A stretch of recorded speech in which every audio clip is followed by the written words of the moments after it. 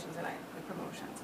And from the perspective of promotions, there are different strategies to address different kinds of audiences and various tools that support those strategies. So for example, if your ministry is just about men, Warwick and I have chatted extensively how the men respond to various kinds of promotions, and we've decided that one of the best ways to get men involved is not just to provide a physical tool, but to provide a person to engage with them so that the tool can be more instructive to them. So for most of Warwick's promotional events, he'll always have volunteers dressed in some kind of brightly identified clothing or apron or crazy hat, whatever, to look bizarre so that the men will say, well, what's happening there? And then he'll have postcards or sign-up sheets or whatever to reinforce the information that they share. So that's one of the things. The other question you have to ask is, okay, what is the audience? So how can I apply the communication tool? But also, what size event is this? Because you might want to use a set kind of communication tools for a small event, like that personalized experience, or it might be a church-wide event, which means you have to put that many more tools in place so it interacts with more people. That's basically the concept behind that. So let's say, for example, we look at the third service. We wanted the entire church to know, and we wanted people beyond the church to know. So that involves external signs, it involves internal posters, it involves email blasts. So you use that many more tools. Or it might be a medium-sized event like the wonderful Ethnic Fellowship, where we did some posters, we did some postcards. We wanted it to go out word of mouth, but it wasn't an external sign outside because it didn't really apply. So that's what the promotion meeting is about. It's about discussing the tools you'll use, why you'll use them, because of the audience and the kind of strategy. The next meeting can be providing content, meaning text, written word, as well as graphics. Some people come prepared with that, so they skip the second meeting. So for example, you might just want to come and brainstorm about how you could use the tools, how you could develop the strategy, or you might come prepared with the content and you can do it, or you might have it prepared already and you can send an email right away. Or like what Stevens and I shared, we had a great brainstorming meeting about the life groups in the fall, but now I realize I actually need some more content from you. So we talk about the content, and then we shape the content together using a visual expert and a communication word expert to put it together. So for example, Isabella can help you in-house, Mark can help you externally, other people know how to kind of put together the graphics. The purpose of streamlining communications is to make sure that you dot all the I's, cross all your T's, all the acceptable visuals are in place in that document before you press send. Now to press send, it means it goes back to you, because you have to identify the exact content so that you know that this is what my event is communicating, this is how I'm going to speak to my audience, and I approve and agree with that. That goes back to final production. It gets produced. Well, you sign off on it, it gets produced, and then it gets delivered on an agreed upon date. And usually in the first promotion meeting, you describe what your budget is like. For example, Joy is very good at telling me she doesn't have a budget because she wants to spend nothing. And so, so we try to work around that and say, okay, what's the best way that we can get something that communicates on a very high quality level, on a very simple way, using technology to its best to deliver it to this particular event for this particular audience. And so far we've been pretty good. We've been able to reduce it to like maybe 2 posters throughout the hallway.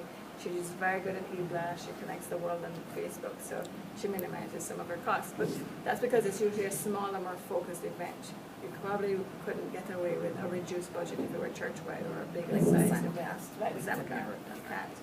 So, and then that's basically it. So that's the process. In terms of the people, for the most part, I was really, I know in the back of your mind you're thinking, oh, but she's leaving and she's talking to us about this, but there's a reason. I kind of want it to be my last will and testament. Now you'll do it, unless I come back and check it. But The other side of it is that You'll be watching from the other side. I'll be watching from the other side. Yeah. The thing is that I want to just share with you that I was really, really excited to know that before the middle of July, I knew what most of you were doing in here for the fall, and that's a huge turnaround. Very huge. I did sort of speak into trying to push the calendar of events, but even before that, people were coming to me and saying, this is what I want to do for the fall, this is what I want to do for the fall. And that's really encouraging if we could just keep our minds in the game about at least 2 months ahead. And to remember, I've kind of set up Sil and Isabella and Brian to do this too, so don't feel that because I'm not here that you can't throw it in them. I'm only a text away or phone. Yeah. So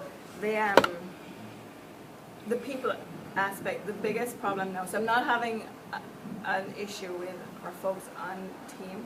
I find that people are getting it, and that's kind of cool. If the way forward is to centralize communication, then that's the best way to create the flow. My ultimate dream, Jacob, would be to establish a proper strategy for big events, medium-sized, I think I mentioned that here, and small events. Yeah. Just so that you could quickly say, okay, I need 6 tools because it's a small event, and you know which ones you need, and you can just move ahead, and you kind of can structure your budget because of that. But I haven't gotten that far yet, but I'll still put it in writing. And so the people leads me to the volunteers and what happened with David and what continues to happen with David, unfortunately. I don't know if there's a way that we can convince our volunteer leaders that they belong to a member of staff who needs to guide them to approval process, to booking process. David has never been disciplined, ever. He always just gets in, I was telling Judy, just under the radar, like you're just about to say no, and then he's like presents the card and you're like, okay, that makes life a little simpler and we can actually do that. And of course the ultimate goal is to let it happen because you see his heart and you know that his heart wants to connect with people everywhere, right? So you try to make it happen, but that doesn't mean that it isn't a stress on us. Yep. And that it couldn't be done a better way and that we couldn't sort of engage I in think different the best example I see of a way forward there is what happened with CCAP, where right. you say, you know what, no, you said, for example, with the budget, Winnie's going to do the finances. Okay. You assign him a co-lead. Yeah. Okay. If a person consistently can't handle a certain area, right. then you say, then you need to have someone, whether it's on your team or it's don't do anything without talking to Judy, or on our team or on his team, that takes that place. Because, I mean, at this point in David's life, to try and I know you can't change him, that's not going to happen. You can't. And I have tried. I've sat with him. I've explained it to him. And how he often responds to that when you tell him it's just on the last minute, it's a real struggle. He responds and he copies every member of senior leadership. That's how he gets around. So somebody else parachutes in and goes, oh yes, David, it's okay, it's fine, blah, blah, blah. And you're like, oh, bro, here we go.